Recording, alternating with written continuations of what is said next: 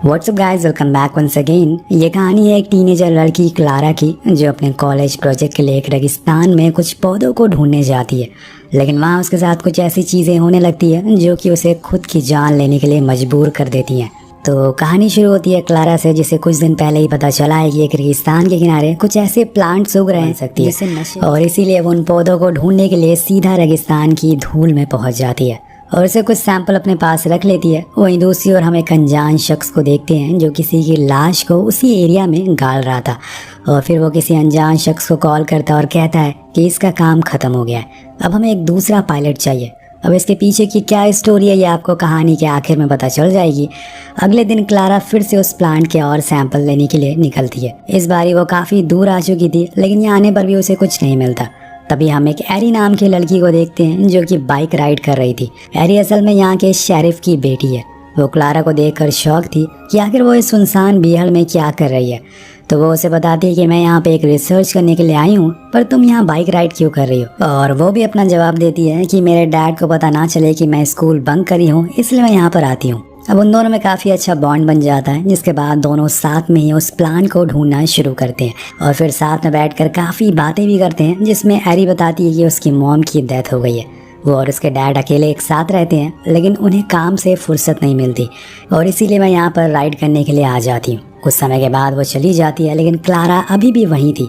उसे कुछ और ढूंढना था, पर कुछ समय के बाद अंधेरा हो जाता है और वो भी जाने लगती है। लेकिन उसी दौरान अचानक से उसे आसमान में एक प्लेन दिखता है जो क्रैश होकर गिर रहा था। अब उसे देखकर वो बहुत डर जाती है और फौरन कार से उसी क्रैश वाले साइड पर पहुंचती है। अब यहाँ प्लेन पूरी तरह से क्रैश हो चुका था, लेकिन उसका पायलट थॉमस अभी भी जिंदा था। और तभी क्लारा की नज़र पड़ती है पास में गिरे कुछ पैकेट्स पर जिसमें ड्रग्स थे। पहले तो वो उसे बचाने की सोच रही थी उस पायलट को, लेकिन अब वो समझ जाती है कि ये आदमी किसी तरह का स्मगलर है और इसीलिए यहाँ से भाग जाना इस समय सही होगा। वो कार स्टार्ट करती है, लेकिन इससे पहले कि वो भाग पाती, थॉमस उस पर गोलियां चलाना शुरू कर देता है, जिसकी वजह से उनकी कार एक गड्ढे में फंस जाती है। अब यहाँ क्लारा थॉमस के कब्जे में थी, वो जो चाहे उसके साथ कर सकता है। लेकिन यहाँ क्लारा दिमाग लगाती है और कहती है कि तुम्हें पता भी है तुम इस समय कहाँ पर हो। वो कहता है कि नहीं, तुम बताओ कहाँ पर हो। तब क्लारा बोलती है कि मैं तुम्हें तुम्हारी मंजिल तक पहुँचा सकती हूँ, यहाँ से रोड कुछ ही दूरी पर है, क्योंकि मुझे इस जगह के बारे में अच्छे से पता है। हालांकि दोस्तों ये झूठ होता है, लेकिन उसे अपनी जान बचाने के लिए कुछ तो करना ही पड़ेगा। अब थॉमस समझ जाता है कि वो सही कह रही है, इसलिए वो सबसे पहले तो उसे सारे पैकेट्स उठवाता है और उन्हें कार में रखवाता है और फिर उसके हाथ पैर बांध देता है। लेकिन कार में बैठते ही क्लारा मैप को छुपा लेती है, क्योंकि अगर वो उसके हाथ लग गए तो उसे रास्ता पता चल जाएगा और वो पक्का उसे मार देगा। उसकी कार में एक चाकू भी था, उसे भी वो हटाने वाली थी, लेकिन तभी वहाँ पर थॉमस आ जाता है और दोनों फिर निकल जाते हैं।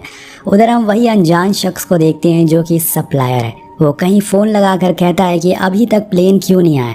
तब उसे पता चलता है कि वो तो कब का निकल चुका है। ये आदमी जिसका नाम जॉर्ज है, वो अब थॉमस को ढूंढने के लिए निकल जाता है अपने पार्सल के पीछे। यानी कि अब ये कहानी 3 लोगों के इर्द गिर्द घूमती है, थॉमस, जॉर्ज और क्लारा। वहाँ क्लारा थॉमस से पूछती है कि जब हम सैटर्न सिटी पहुँच जाएंगे तो वहाँ जाकर क्या तुम मुझे छोड़ दोगे। लेकिन वो कुछ जवाब नहीं देता, जिससे कि उसके मन में डर और बढ़ने लगता है। तो वो कहती है कि मेरे पास 2 बैग्स हैं, तुम वहाँ पहुँचने पर उन पैकेट्स को उस बैग में रख देना और फिर अपने रास्ते चले जाना। मैं प्रॉमिस करती हूँ कि मैं ये बात किसी को नहीं बताऊँगी। पर यहाँ थॉमस उसके बात का कोई जवाब नहीं दे रहा था और उसे किसी और बात की टेंशन थी। उसकी चुप्पी से क्लारा और घबराने लगती है और कहीं वो उसे मार ना दे, और इसी चक्कर में वो पैनिक हो जाती है और हो जाता है कार का एक्सीडेंट। यानी कि अब आगे का जितना भी रास्ता है इन्हें पैदल ही तय करना होगा। थॉमस कहता है कि सारे पैकेट्स को फौरन बैग में भरो, हम लोग अब आगे पैदल ही चलेंगे। पर वो मना करती है और बताती है कि ऐसे तो हमें रेगिस्तान पार करने में कई दिन लग जाएंगे और तुम्हारे पैर में चोट भी लगी है, देखो। लेकिन वो कुछ नहीं सुनता और बस निकल जाता है। पर जाने से पहले क्लारा उस चाकू को अपने सॉक्स में छुपा लेती है अपनी सेफ्टी के तौर पर। वहीं दूसरी ओर हम देखते हैं कि अब जॉर्ज ने ट्रक खड़ी कर दी है और वो अपनी कार से रेगिस्तान के चारों ओर चक्कर लगा रहा है ताकि उसे वो प्लेन और पैकेट्स मिल सके। अब वो उन पैकेट्स के लिए किस हद तक जा सकता है ये हमने कहानी की शुरुआत में देख लिया था। सीन शिफ्ट होकर पहुंचता है थॉमस और क्लारा पर, जो पूरी रात बस पैदल ही चलते रहते हैं। लेकिन अब इनके ऊपर सूरज अपना कहर बरपा रहा है, जिसकी वजह से इनकी हालत अब खराब हो रही है। यहाँ थॉमस और चलने को कहता है क्योंकि उसे जल्दी से उस जगह पर पहुंचना है, पर क्लारा की हिम्मत ने जवाब दे दिया है इसलिए वो वहीं रुककर थोड़ा आराम करने को कहती है। कुछ खून के धब्बे भी थे और तभी वहाँ पर 2 राइडर्स आ जाते हैं जो उनसे पूछते हैं कि वो ट्रक किसका है, तुम यहाँ क्या कर रहे हो। वो लोग थोड़ा पानी पीते हैं, बस जब थॉमस सूसू करने के लिए जाता है तो क्लारा इसी का फायदा उठाती है और वहाँ से भागना शुरू कर देती है। यहाँ उसे लग रहा था कि वो खुद की जान बचा लेगी, लेकिन होता इसका उल्टा है। ऐसा करके उसने थॉमस को और ज्यादा चौकन्ना कर दिया था। अब वो उसे कुछ ही देर में पकड़ लेता है और अब तो उसने उसके दोनों हाथों को भी बांध दिया है। उसके ऊपर बैग को लाद दिया है जो कि काफी भारी है। उधर हम शेरिफ एलेक्स को देखते हैं जो कि एरी के डैड है, जिन्हें न्यूज से पता चलता है कि बोरेको के रेगिस्तान में लोगों को एक लाश मिली है जिसे कुछ जानवरों ने जमीन से बाहर निकाल कर आधा खा लिया है। उसी दौरान उसे एरी भी मिल जाती है जो कि अपने स्कूल जा रही थी, लेकिन उसने हेलमेट नहीं पहना था जिस वजह से वो उसे बहुत डांटती भी है। लेकिन यहाँ पे एरी उसे कुछ खास रिस्पांस नहीं देती, जिससे ये साफ पता चलता है कि इन दोनों के बीच में उतनी खास बॉन्डिंग नहीं है जितनी होनी चाहिए। इसी दौरान एलेक्स के पास हॉस्टल से कॉल आता है कि क्लारा 2 दिन से हॉस्टल नहीं आई है। ये नाम सुन के एरी फौरन कहती है कि अरे मैं तो क्लारा से कल ही मिली थी, हमें इसे जल्दी से ढूंढना चाहिए, बहुत ही अच्छी लड़की है वो दोनों ही इसके हॉस्टल जाते हैं, लेकिन वहाँ पे उन्हें क्लारा कहीं दिखाई नहीं देती। हालांकि उसका सामान तो वहीं पर था, लेकिन वो गायब थी, जिससे ये साफ पता चल रहा था कि उसके साथ कुछ तो हुआ है। लेकिन यहाँ पे एलेक्स अपनी बेटी को स्कूल भेज देता है क्योंकि उसे लेकर वो इतने बीहड़ इलाके में घूम नहीं सकता। वहीं दूसरी ओर जॉर्ज जो कि बड़ी ही मुसीबतों के बाद उस क्रैश प्लेन के पास पहुंच जाता है, जहां पर उसे बचे हुए पैकेट्स भी मिलते हैं और साथ में कुछ गोलियों के शल भी। ये सब देखकर वो समझ जाता है कि जरूर यहाँ पे कुछ तो हुआ है, लेकिन इतना तो कंफर्म है कि थॉमस अभी भी जिंदा है और इसीलिए वो उसे ढूंढ के रहेगा। उसकी नज़र जमीन पे लगे टायर्स के निशान पर पड़ती है जो कि असल में उसे क्लारा की ओर लेकर जा रहे थे और कुछ ही दूर जाकर उसे वो कार भी मिल जाती है जिसके चारों गेट खुले थे और उसमें क्लारा का सामान भी था। जॉर्ज उनसे झूठ बोलता है कि वो उसे आते हुए ये दिख गया। क्या उन दोनों ने किसी और को देखा है आसपास?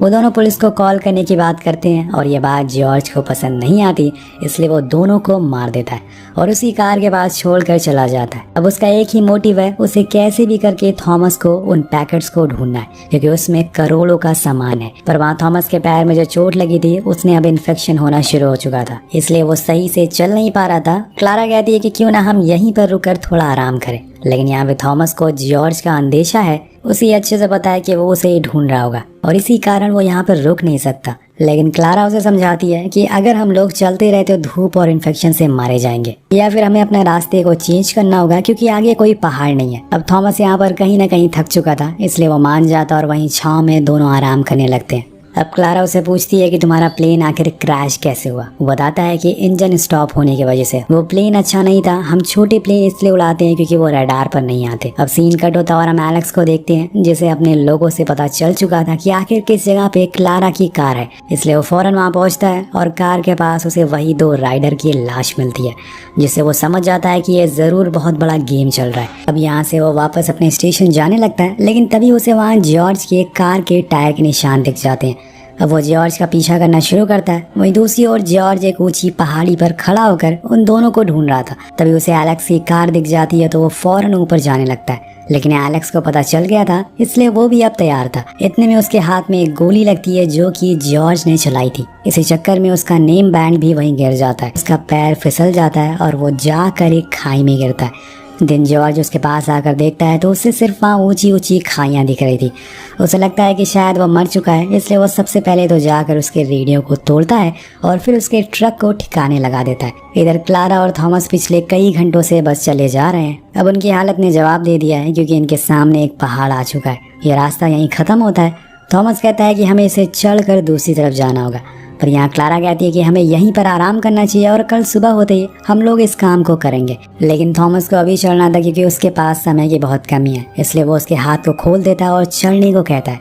हालांकि कुछ देर बाद थॉमस की जान बच जाने वाली थी, लेकिन क्लारा उसे बचाती है और आधी रात को वो लोग फाइनली ऊपर तक पहुँच जाते हैं। उधर जब ड्यूटी खत्म होने के बाद एलेक्स घर नहीं पहुंच तो एरी को उसकी फिक्र होने लगी, इसलिए वो सीधा यहाँ से पुलिस स्टेशन पहुंचती है कि शायद उसके डैड वहाँ पर हो। लेकिन वहाँ पर सभी लोग अपने अपने घर जा चुके थे, पूरा पुलिस स्टेशन खाली था। वो यहाँ समझ जाती है कि जरूर उसके डैड क्लारा को ढूंढने के लिए गए होंगे और वहीं उनके साथ कुछ हो गया होगा। अब वो फौरन अपनी बाइक उठाती है और निकल जाती है अपने डैड को ढूंढने के लिए। उसी जगह जाती है जहाँ पर क्लारा से पहली बार मिली थी। इधर दूसरी तरफ अंधेरा हो चुका था, इसलिए दोनों ने आग जलाई थी, लेकिन इनके पास अब कुछ खाने को नहीं और ना ही पीने को पानी, और इन्हें अब आगे आने वाले दिन घंटे ऐसे ही गुजारना होगा। दोनों एक साथ पहले इतनी फुर्सत में बैठे थे और आज इतनी दिनों बाद इन्हें एक दूसरे का नाम पता चलता है बातों बातों में। अब यहाँ थॉमस अपने बारे में कुछ बातें बताता है, जैसे कि वो एक टीचर है लेकिन उसके डैड की तबीयत कुछ ठीक नहीं है, इसलिए पैसों के लिए वो ये काम कर रहा है ताकि उसे जो भी पैसे मिले वो उनका इलाज करवा सके।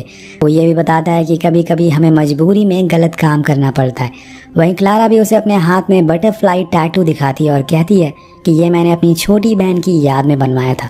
उसकी पिछले साल मौत हो गई लेकिन सभी लोग उसका जिम्मेदार मुझे मानते हैं, क्योंकि उस समय मैं उसके साथ थी। उन लोगों के लिए ये सब बातें मुझे इतना दर्द देने लगी हैं कि मैंने अपना घर छोड़ दिया और तब से मैं ऐसे ही भटक रही हूँ। वेल, ये सीन देखकर हमें एक लाइन याद आती है कि डोंट जज a book by its cover. अब यहाँ दोनों दिल के अच्छे थे लेकिन उनकी मजबूरी ने उन्हें यहाँ तक पहुँचा दिया। उधर हैरी अपने डैड को बेताबी से ढूंढ रही है लेकिन उन्हें वो कहीं भी दिखाई नहीं देते। अब देर रात हो गई थी इसलिए उसे डर लगने लगा था। तभी उसे अपने डैड की नेम प्लेट मिलती है, जिसके बाद वो उसी जगह खड़े होकर चिल्लाने लगती है और लकीली एलेक्स को उसकी आवाज़ सुनाई दे जाती है। वो भी उसे आवाज़ लगाता है और कुछ इस तरह से दोनों एक बार फिर से मिल जाते हैं। हैरी उन्हें रस्सी के जरिए ऊपर खींच लेती है। उधर दूसरी तरफ हम देखते हैं कि देर रात जब थॉमस सो जाता है तो मौका देखकर क्लारा चाकू से अपनी रस्सियां काट लेती है और फिर वहां से भाग जाती है। कुछ समय के बाद उजाला हो जाता है और यहाँ पे एलेक्स हैरी से कहता है कि अब तुम घर जाओ, मुझे ये काम अकेले ही करना पड़ेगा। लेकिन वो उसकी बात नहीं सुनती है और उसे बिना बताए वहाँ से निकल जाती है क्लारा को ढूंढने के लिए। लेकिन वहाँ क्लारा भाग रही थी, बस भागे जा रही थी। उसे इतनी दूर तक जाना था कि उसके पीछे कोई भी ना आ सके। लेकिन आज उसके सामने आ जाता है जॉर्ज, जो कि अब उसके ही पीछे पड़ चुका है। हालांकि वो उसे नहीं जानता लेकिन वो यहाँ अकेले घूम रही है। इसका मतलब है कि साफ साफ उसके पास कुछ कनेक्शन है उन पैकेट्स को लेकर। अब क्लारा ऊंची चट्टानों के बीच में भागना शुरू करती है। उसके पीछे पड़ा था जॉर्ज, लेकिन इस बार उसका सामना हो जाता है थॉमस से। वो भी यहाँ पहुँच चुका था। वो उसे कुछ नहीं कहता बल्कि उसकी आंखों में देखता और कहता है कि जाओ, यहाँ से भाग जाओ, और खुद जाकर जॉर्ज के सामने खड़ा हो जाता है, क्योंकि इन सब में वो क्लारा को घसीटना नहीं चाहता। लेकिन जॉर्ज तो क्लारा को मारना चाहता है क्योंकि अब उसे उन पैकेट्स के बारे में पता चल चुका है। पर थॉमस कहता है कि उसे जाने दो, मैं तुम्हारे सारे पैकेट्स लेकर आया हूँ, ये लो और मुझे जाने दो क्योंकि मेरी फैमिली वहाँ मेरा इंतजार कर रही है। तब जॉर्ज कहता है कि मेरी भी फैमिली वेट कर रही है, लेकिन पिछले 15 सालों से मैं उनके पास नहीं गया और ना ही तुम जा पाओगे। ये बोलकर वो उसे शूट कर देता और सारे बैग लेकर भाग जाता है। यहाँ क्लारा भी अब फ्री हो चुकी थी, लेकिन बाहर निकलते समय उसे हैरी की बाइक दिख जाती है, जिसका ये साफ मतलब है कि वो अंदर ही है और खतरे में है।